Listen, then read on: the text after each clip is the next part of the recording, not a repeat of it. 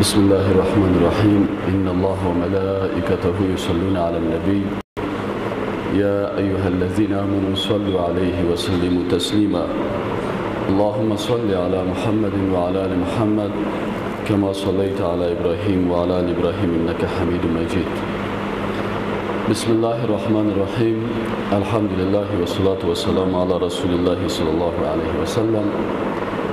مسلمانای محترم، امروز ما به یک چیز بسیار مهم ضرورت داریم که متاسفانه ما و مسلمان ها او را بسیار کم داریم.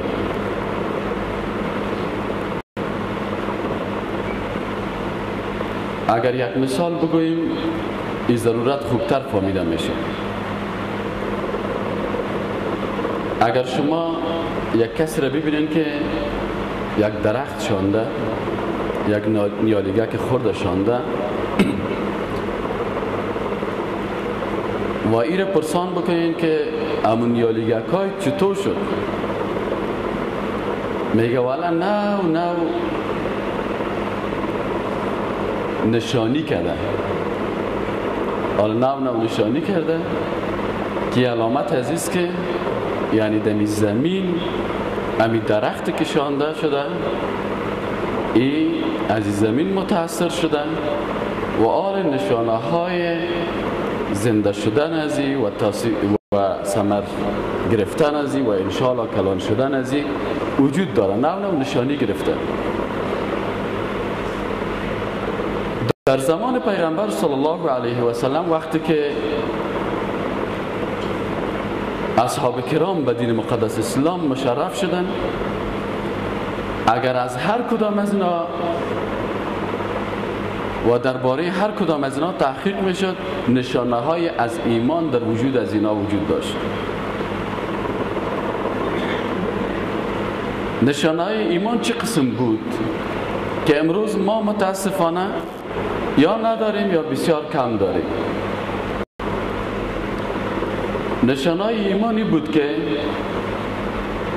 وقتی یک مسلمان حقیقتاً به قرآن عظیم الشان ایمان پیدا میکرد، با ضرورت نمیشد که در قسمت فهم قرآن و یا احکام دین بر از او فلسفه گفته شود، بر از او دلایل گفته شود.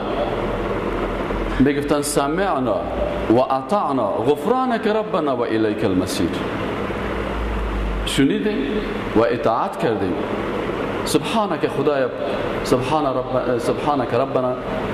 اینجا امروز در کشور ما وقتی که نشانه های ایمان میبینیم، ما یک روز یک کسی صحبت میکرد، یک دکتر سه، ما گفتم همه قدری که مردم به تو عقیده دارن و به تو یقین دارن در عصر امروزی، به تو دکتر، اگر اینمه قدر عقیده به خدای عزوجل می داشتن یا بسیار مؤمنای بزرگ می دادن.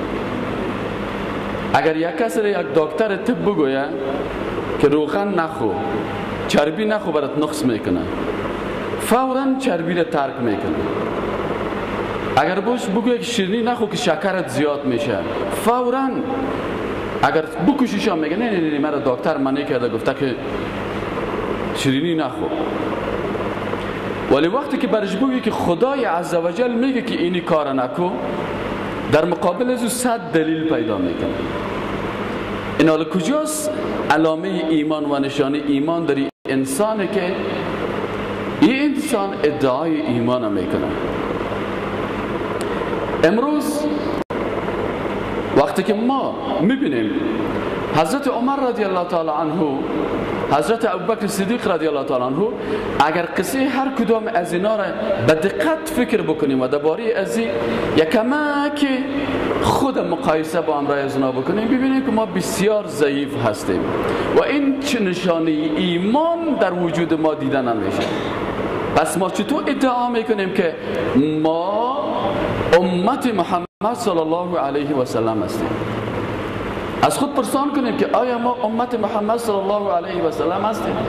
آیا ای که مثلا یک چند نفر حافظای قرآن ما تربیت کردیم و اینا را دستار بندی کردیم. آیا امی اسلام است؟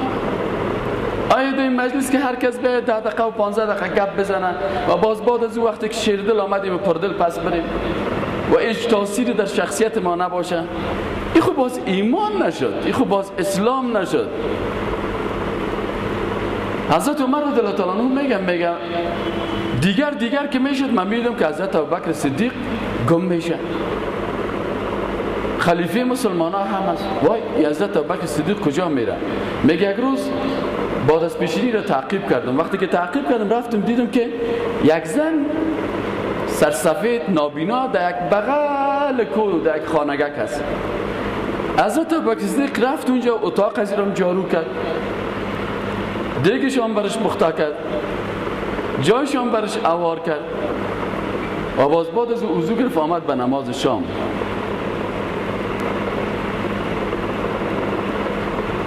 میگه دیگر روز حضرت ابوبکر صدیق وفات کرد. در روز وفات حضرت ابوبکر صدیق میگه من در فکرم گشت که اموزن بیچاره چطور شده باشه.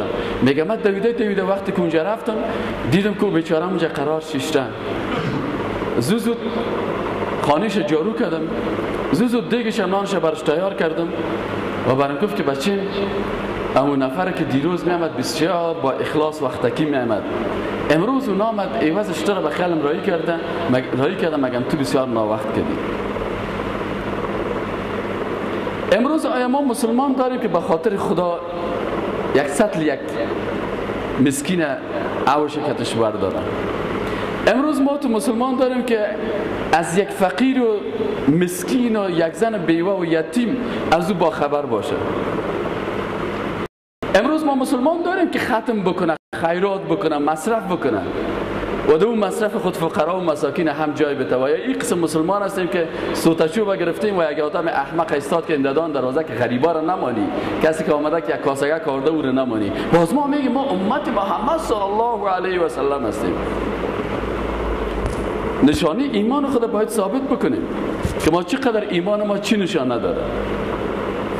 حضرت عمر رضی الله تعالی عنه در بین قریه میرفت، قریه به قریه میگشت. یک روز میدره قریه در یک جای سهل میکنه که یک نفر در دان دروازه خود استاد است و از داخل صدای یک زن میه، مریض است. این برش میگه بیادر چی گپ است؟ چی گپ است؟ میگه والا برو برادری کار شما نیست دیگه، تو مرد هستی و شده است. میگه نه خیر است، بگو برای من چی گپ است، چی مشکل داری؟ میگه می خانم ماست کس پیشش نیست، طفلش وقت تولد طفل است، حالا کس نیست که بالای سر زمین کدام سیاست بشینه. عمل دم داخل بیچاره گریه میکنه و ناله میکنه، اومده بیرون استاد است، خدا بالایش رحم بکنه. اگر دمی حالت موتو باشه، موتو میگه ما خب مرد هستیم دیگه، مرا به گپا چی؟ مرا به گپا کارهای زنانه چی؟ حضرت عمر رضی الله تعالی عنه فورا میره پیش بی ام کلثوم که دختر حضرت علی بود و زن پیغمبر، زن حضرت عمر رضی الله تعالی برش میگه ای بی یک دروازه جنت برویت باز است، میخوای که بری؟ چی از دروازه جنت؟ میگه اونجا یک زن است در حالت بسیار سخت قرار داره. چی حالت قرار داره؟ این تو مشکل داره. خیر است بیا امروز از او کمک بکن که این دروازه جنت و ایرای جنت که برای تو باز است امیر بسته سرت نکن. بی حرکت میکنه، از پشت سرش حضرت عمر رضی الله تعالی عنه یک ذره مواد میگیره، غذایی که برای اونمو زنه که دمو حالت مریض میباشه برش تهیه میکنه و میبره. وقتی اون نفر سائل میکنه که دای شمالک، دای خنک، دای نصف شو که کلگی خوستن، این دو نفر از آسمان تا شد، این خب مردم زمین نیست که در نصف شو بیاید خدمت ما قرار بگیره. امروز ما دکترایی داریم که در پشت خانهش میره میگه مریض ما در حالت هلاکت است، اشتک خدارایی میکنه، میگه برو بگوش که دکتر در خانه نیست. آیا دکتر ایمان داره؟ اینجا نفر میمره. اگر بینی که نابینا و چاه هست، اگر خاموش بنشینی گناه هست. کوکی اثر ایمان در وجود از این دکتر که اگر فهمید که اینمی مریض در 50 روپیه دوا جور میشه، برش سرش 500 روپیه 1000 2000 روپیه را برش بچه کاکای خود پیچکاری والا ساخته کو پیچکاری کنه، بچه مامای خود مسئول سیروم ساخته، از اون طریق دیگه برش میگه که برو برش بگو که در شفاخانه نبیا، باز در معاینه خانه ما بیا، بر از او چال جور میکنه تا که 2000 روپیه زیر بکنه. کجاست آثار ایمان در وجود از این دکتر؟ یاد بگیریم از حضرت عمر و از خانم حضرت عمر علامت ایمانه. وقتی که اینا خانم حضرت عمر داخل میشه پیش از او سیاسر از او و خود حضرت عمر در بیرون چی میکنه؟ در بیرون آتش در میته، دیگدان جور میکنه و پف میکنه و این نفر که روایت میکنه میگه بعد دیدم که از بین ریش حضرت عمر دود بالا میشد به خاطر خدمت به مردم. امروز ما متر ریش میمانیم ولی میریم کت امریکایی معاهده بسته میکنیم، در صف امریکایی ها استاد میشیم، به ضد وطن خود کار میکنیم و باز میخیزیم میگیم که ما خادمین قرآن هستیم. کجاست علامه ایمان برای مسلمان؟ قرآن میگه اشداء علی الکفار رحماء بینهم، بالای کفار شدید هستند و رحم داره بالای مسلمان، ولی ما برعکس از او شدید هستیم بالای مسلمان ها. مسلمان خودم میکشیم، قتل میکنیم، از بین میبریم و با کفر دست از او کمر از او بسته میکنیم و دست خود با کافر یک جای میکنیم و باز میگیم که ما مسلمان هستیم و ما علامت ایمان داریم و ما چقدر خدمت به قرآن میکنیم. ترسم نرسی به کعبه اعرابی، این ره که تو میروی به ترکستان است. تو انسانی که مخالف قرآن حرکت میکنی، دشمنای اسلام دوست قرار میدی و مسلمان دشمنت قرار میدی. ترسم نرسی به کعبه اعرابی، ایرایی که تو میروی ای به طرف جنت نیست، ای به طرف مکه نیست، این ره که تو میروی به ترکستان است. اعرابی طرف رایش طرف ترکستان بود، کجا میری؟ میرم طرف خانه خدا، میرم حج کردن. ترسم نرسی به کعبه اعرابی. ای مسلمانی که تو در این موقف قرار داری و موقعیت قرار داری، هیچگاه نمیتونی که تو به مقام حق و به راه راست برسی. وقتی که حضرت عمر دیگه پخته میکنه، خانمش مبرای برش میگه که یا امیر المؤمنین، ای رهبر مسلمان ها، ای رهبری که چندین کشور تحت تاثیرت است و آل به خاطر یک سیاست مسلمان خدمت میکنی، برای دوستت بشارت بده که خداوند برش فرزند داد. این نفر ایران میمانه، امیر المؤمنین با خانمش میده خانه ما خدمت میکنه و برای ما و برای مریضم خدمت میکنه. ایران میمانه. او برش میگه که برادر عزیز، وظیفه است که من مسلمان هستم، باید بر تو خدمت بکنم. و امروز کسایی ما داریم که به نام خدمت، به نام ما و تو وطن بر لیلام میکنه، برای مردم دیگه میکنه. آیا این میتونه که باز زیر بیرق محمد رسول الله در روز قیامت با حضرت عمر رضی الله تعالی عنه ایستاد شود؟ چرا خدا فریب میتین؟ چرا خدا بازی میتین؟ چرا خدا تنها در اینمی مجلس محفل و دیگه پا میم که وظیفه ما ختم شده؟ وقتی که در قلب انسان ایمان جای نداشت، وقتی که ایمان محبت با کلمه گویی و با کسی که لا اله الا الله و محمد رسول الله میگن در غم از او غمگین نشدی، تو مسلمان نیستی. بنی آدم اعضای یکدیگرن، چو در آفرینش ز یک جوهرن، از یک جوهر هستن. اگر یک عضو بدن از اینا بدرد بیان، دیگر عضوها را نماند قرار. تو که از مهنت دیگران بیغمی، نشاید که نامت نهند آدمی. سعدی رحمت الله علیه میگه نام از او انسانی که در درد مسلمان غمگین نشه، نامش آدمی گذاشته نمیتونیم. ما تو نامش مسلمان میمانیم. چرا خدا فریب میتیم؟ چرا خدا فریب میتیم؟ اینا هر کدام از اینا را حضرت عمر رضی الله تعالی عنه شو به شو میرفت. حضرت عبدالله ابن عباس رضی الله تعالی عنهما این روایت میکنن، عبدالله ابن مسعود رضی الله تعالی عنهما روایت میکنن، میگه که یک روز من دیدم در قریه که میرفتم طرف قریه، دیدم که در پالیم یک مرد دیگه هم است. این روایت را که من بگم میره تفسیر طبری است، روایت ها زیاد آمده. میگه که میرفتم دیدم که یک کس دیگه هم طرف قریه میره. میگه من گفتم باش ما ببینیم که اگر کس باشه برش بریم بیا قصه کده بریم که اگر در یک جای راه سر ما آسان شود. میگه رفتم که سأل میکنم حضرت عمر کجا میری؟ میگه ما عادت دارم که شو به شو قریه به قریه میگردم تا از حال رعیتم با خبر شم. میگه رفتیم دیدیم کل منطقه آرام خواه هستن،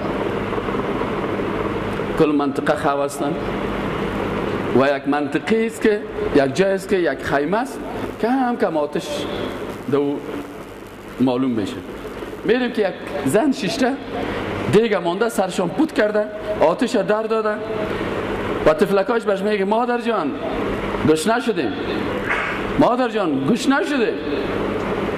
این برش میگه که بچه‌م صبر کنین حالا پخته میشه یک شخاوی بردگی شخاوی بره. حضرت عمر بالاخره جگرخون میشه میبرزی دروازه رو میزنه برش میگه و همشیره و خواهری چی میکنی؟ این چه قسم دیگه است که 11 بجه شب و 12 نصف شب شد هنوز دیگه تو پخته نمیشه؟ میگه برادر در دیگه چیزی نیست، من این تفلکا را بازی میتم اما تو انداختیم جوش شدم میرم که یا این تفلکا خو کنن. تو نمیفهمی که امیر المؤمنین عمر تمام روز بر بیوه ها، بر مسکین ها، بر یتیم ها ماش تعیین کردن. میگه میفهمی خیلی چرا نرفتی پیشش؟ میگه من چرا برم؟ او رهبر مسلمان ها خدا گرفته، او چرا خودش نمیه پیش من در روز قیامت دست من و یخن حضرت عمر و پیش خدای عزوجل از خود و از یتیمای خود بر شکایت میکنم که خدایا عمر امیر المؤمنین بود، طفلای من شو گشنه بود. حضرت عمر گریه‌اش سر میکنه، چیخ میزنه، حرکت میکنه، دویده میاید به طرف شار، غذا را میگیره. حضرت عبدالله ابن مسعود میگه مرش گفتم که یا امیر المؤمنین یا عمر بده که چیزها را من پشت کنم، این برنج و این گندم چیزهایی را که گرفتی. میگه او بر میگه که آیا تو گناههای مرا در روز قیامت پشت کرده میتانی؟ بان که من امروزی برجی را پشت کنم نشه که در روز قیامت در مقابل خدای عزوجل در مقابل زن بیوه من ذلیل و رذیل شوم. امروز مسلمان های ما برای یتیما چی برنامه دارن؟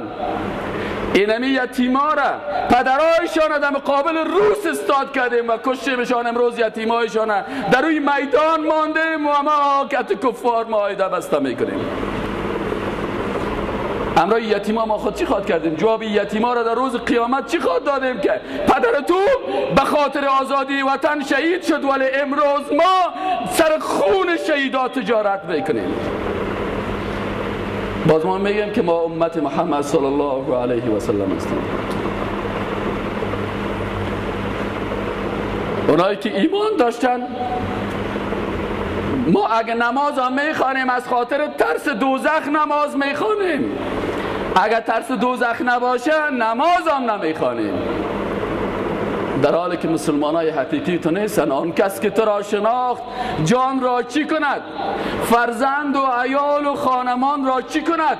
دیوانه کنی هر دو جهانش بخشی، دیوانه تو هر دو جهان را چی کند؟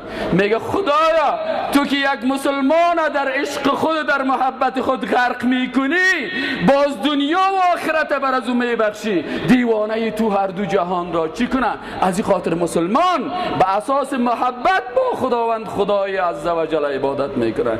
اما ما امروز اگر ترس دوزخ نباشه حتی در خانه خدا هم نمیریم.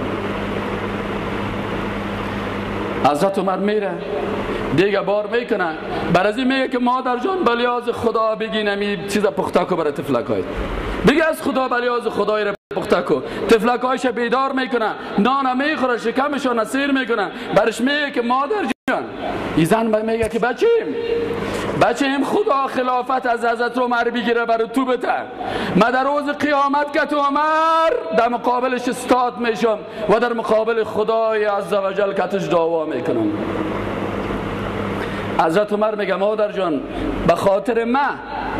به خاطر من سبا بیا دمو دار الخلافت که برای یتیمکایت یک چیز تعیین کنیم. سبا که صوبکی زن میره که سائل میکنه، پرسان میکنه کجاست امیرالمومنین، میره که خود این انسانی که شو پیش از آمده بود این خودش امیرالمومنین است. زن تکان میخوره. حضرت عمر برش میگه که نه خواهر جان، تو حق گفتی، تو راست گفتی، من رهبر هستم، من مسئول هستم، در روز قیامت خدا از من پرسان میکنه. از این خاطر گپایی که تو گفتی این حق است. امروز آیا ما کسایی که ادعای رهبریت میکنن برش گفتم میتونیم که تو ظالم هستی، برش گفتم میتونیم که تو خون شهیدا را فروختی، برش گفتم میتونیم که به خاطر یتیما خود در قصرها زندگی میکنی و یتیمای شهیدا در هر جای و در هر طرف افتادن و دشمنای اسلام میره اینا را شکار میکنه و یهودی و مسیحی و نصرانی اینا را میسازه.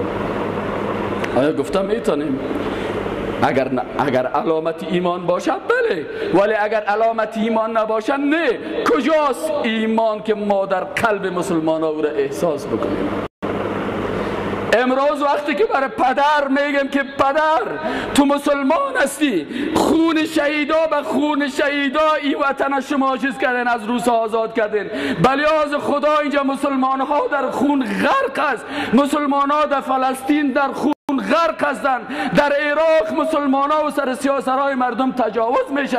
خجالت بکش که داروسی تو سازنده و رقاصه را بیاری. لکن کجاست پدر مسلمان که بگوید راست میگی من داروسیم دول و سازه نمیارم، در جایی که اونجا خون شهیدا ریخته. امروز که مسلمان ها در مشکلات است، باز هم اینمی پدره که خود آجی میگیره، خود رشت سفید میگیره، خود بزرگ میگیره، قرار شیشه و زنایش در بین اوتلها کولایش لوچ یخنایش لوچ و خودش با اینمی لقب حاجی که در پشت کار داشته شده بر رقاصه ها و سازنده ها 30,000 و 40,000 میته، اما برای یک مدرسه دینی کمرش مشکنه که 1000 روپیه کمک بکنه. نشانی ایمان است. نشانی ایمان خوبی بود که 40,000 روپیه خود یاجی صاحب به سازنده و رقاصه نمیداد. میمان که مدرسه حفظ قرآن جور شود، میمان که دارالایتام جور شود به اولادای مسلمان.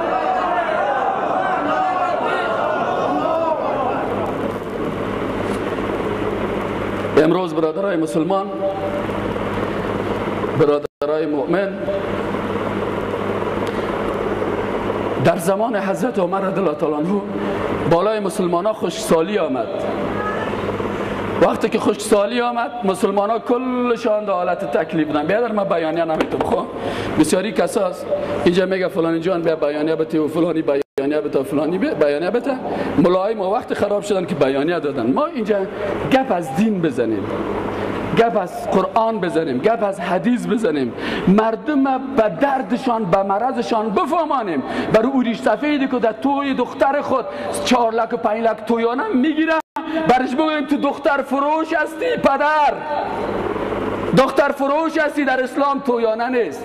برای کسی که برای قاتل 3 تا دختر بد میته و در مجلسش میشینه برش بگویم که تو ضد قرآن حکم میکنی و من لم یحکم بما انزل الله فاولئک هم الکافرون. تو حکم قرآن تی قصاص است، او را نقص میکنی، عوضش بد رواج جاهلیت تطبیق میکنی. تو بفهم که تو مسلمان حقیقی نیستین. درد مردم برشان بگویم. برای کسایی که ماری میشه که جوانا ازدواج بکنن، سرش مصارف زیاده میمانن، سرش اوتل و سرش مصرف و سرش 40-50 سیر برنجه میمانه، کمر داماد مشکنانه. بر از او پدر بگویم که اگر دخترت و یا ای پسر مبتلا به گناه و زنا میشه، تو در گناه از اینا شریک هستی، به ای خانه خدا شیشی. گپ از خدا بزن، گپ از قرآن بزن تا مردم مرض خدا بفهمه. دختر فروش بفهمه من دختر فروش هستم. او کسی که 40-50 سیر دیر برنج سر دختر خود میگیره، برنج از این ناروا و حرام است، مثل رشوت خور و غاصب باره بزور از اون نفر غصب کرده مالا خوردن برنج از این جایز نیست. باید ایره بر مردم بفهمانیم تا که امروز ظالم بفهمم من ظالم هستم، خیانتکار بفهمم که من خیانتکار هستم، دختر فروش بفهمم من دختر فروش هستم، حرام خور بفهمم که من حرام خور هستم. او کسی که از تویانه دختر خود به زیارت بیت الله میره 100 دفعه بگوی لبیک، 100 دفعه از خدا سرش لعنت خدا نازل میشه.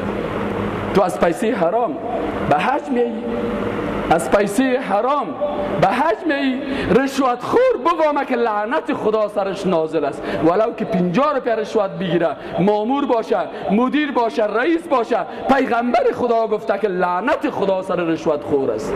باز از پیسه رشوت او باز میره حج و میگه که ما حال خود ثبت کردیم در حج به خدا که خود تکت کام کنید در بیت الله شریف، شیطان که رشوت خور کت سنگ بزنه، شیطان از اون طرف کت سنگ میزنش، میگه تو شیطان بزرگ من کت سنگ میزنی، با پیسه حرام خانه خدا را زیارت میکنی، تو آمدی تو رشوت خور، تو وطن فروش، تو دروغگوی، تو دزد، تو کسی که اختطاف میکنی اولادای مردم، تو که سود میخوری، از پیسه سود باز میای تو زمین مردم سرش حمله میکنی، سر زمین مردم دعوا میکنی، زمینای مردم میخوری، باز از پیسه ازی به حج میای، لعنت خدا سر توست، حج تو را هرگز خدا قبول نمیکنه. در زمان حضرت عمر رضی الله تعالی عنه خشکسالی شد، قافله از حضرت عثمان آمد، تجارت دویده رفتن که خشکسالی است، غله نیست، حالا که غله رسید او نصیب شترهای زیاد از قافله رسید، برین برش بگوین که ما برات 2%، 4%، 10%، 20%، 30% برات فایده میتیم. حضرت عثمان گفت نه نه نه نه. گفت 2 چند فایده میتیم؟ گفت نه 3 چند. خیلی چی میخوایی؟ حضرت عثمان گفت که 10 چند.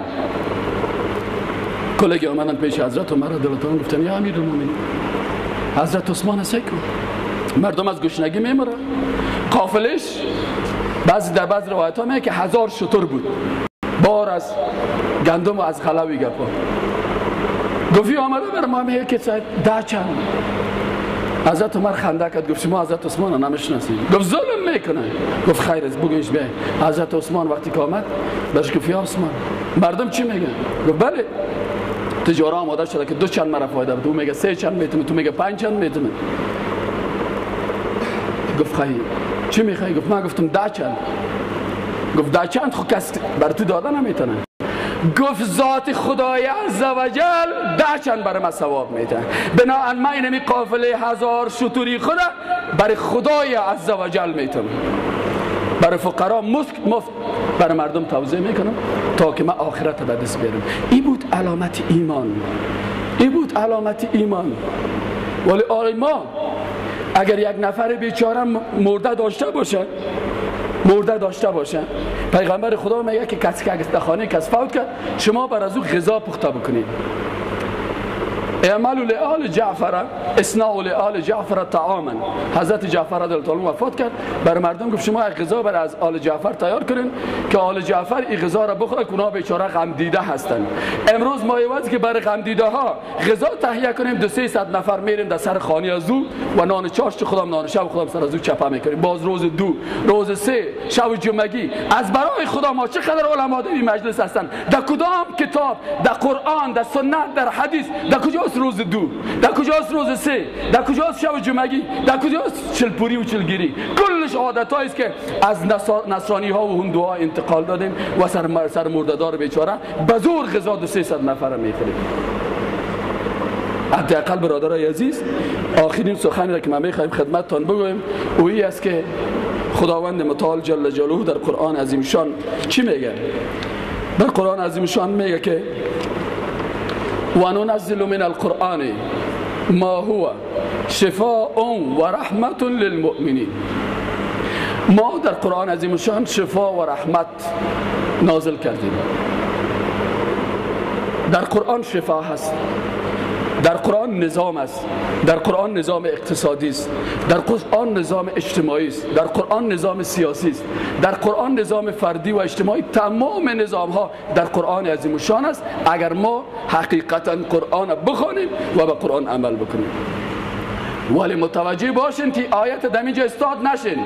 بسیاری کساس همه قرآن میخوانیم ولی بعد از آیت میگه که ولا یزید الظالمین الا خسارا. اینمی قرآن بر ظالم خساره میکنه، بر ظالم کمرش قرآن میشکنه، بر او کسی که به ایمان به قرآن عمل نمیکنه چشم درد باشه قرآن بخوانی کور میشه. از این خاطر ما بیاین که با خدای عزوجل عهد بکنیم که خدایا ما امروز محفل قرآن آمدیم، اگر جوان هستیم با خدا عهد بکنیم که دیگه عروسی خدا مطابق کتاب خدا و مطابق سنت پیغمبر عمل میکنیم. آیا این تعهد جوانای ما میکنن؟ بلند بگویم میکنه؟ گردنتان بسته که میکنه؟ ریش سفیدای ما تعهد بکنن که ما بعد از این به خاطر رضای خدا از ساز و رقص و دول و محفلای فساد دوری میکنیم و به خاطر خداوند محافل خدا محافل قرآنی میسازیم. ریش سفیدای ما این تعهد هم میکنن؟ اگر ما اینی قسم به قرآن عمل بکنیم اون وقت ما امت اصلی حضرت محمد صلی الله علیه و سلم هستیم و اون وقت است که قرآن عظیم شان در وجود ما تاثیر میکنه و به خدای عزوجل دست دعا بالا میکنیم که پروردگارا بر ما توفیق نصیب بگو که ما مطابق قرآن عمل بکنیم. خدایا هر کسی که به ضد قرآن حرکت میکنه و به ضد نظام قرآن حرکت میکنه و به ضد کلمه لا اله الا الله حرکت میکنه در هر جای و هر لباسی که باشه خدایا تبایش بکن. خدایا اونمو قسم که روسا را شکست دادی و غلامای روس شکست دادی، خدایا امریکا و غلامای امریکا را هم ذلیل بساز و شکست دادی. پروردگارا آخرین جمله‌ای که از زبان ما خارج میشه و آخرین جمله‌ای که کلمه‌ای که بالاخره بعد از ما دیگه سخن گفتن نمیتونیم و به دنیای دیگه میریم، خدای این آخرین کلمه لا اله الا الله محمد رسول الله صلی الله علیه و سلم. 200 دانا در این محفل سخن گفت، 200 دانا در این محفل سخن گفت، سخن نازکتر از برگ سمن گفت. ولی با من بگو آن دیدور کیست، ولی با من بگو آن دیدور کیست که خار دید احوال چمن گفت. ولی عصر حاضر فتنه ها زیر سر است، عصر حاضر فتنه ها زیر سر است، طبع ناپروای او آفتگر است.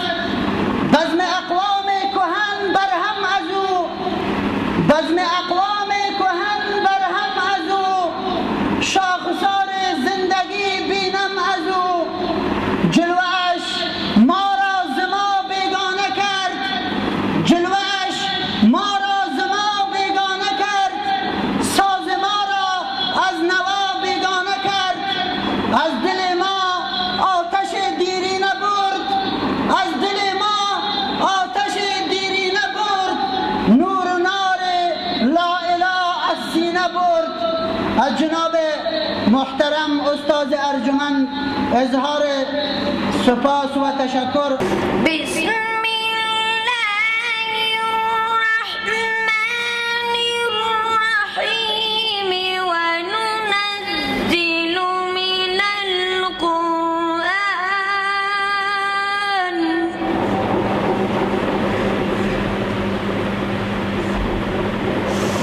بسم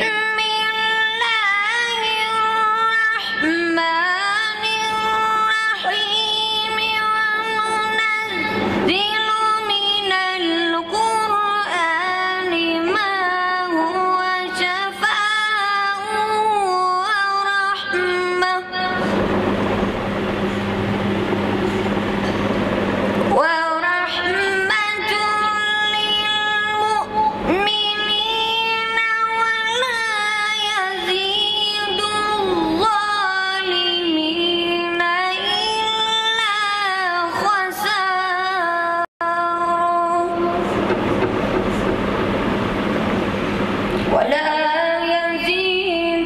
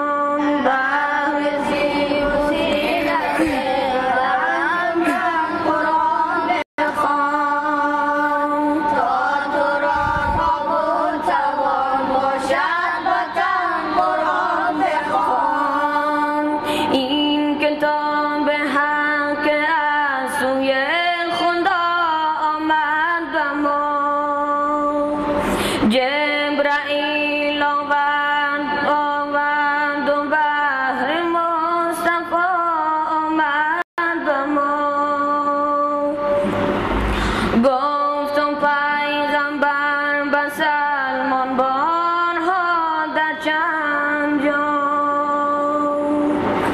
از برای رفع اندوه محن قرآن بخوان. بعضی بسیلت ارجمند قرآن بخوان تا تو را تابوت جوان باشد وطن قرآن بخوان. کن تلاوت آیه هایش را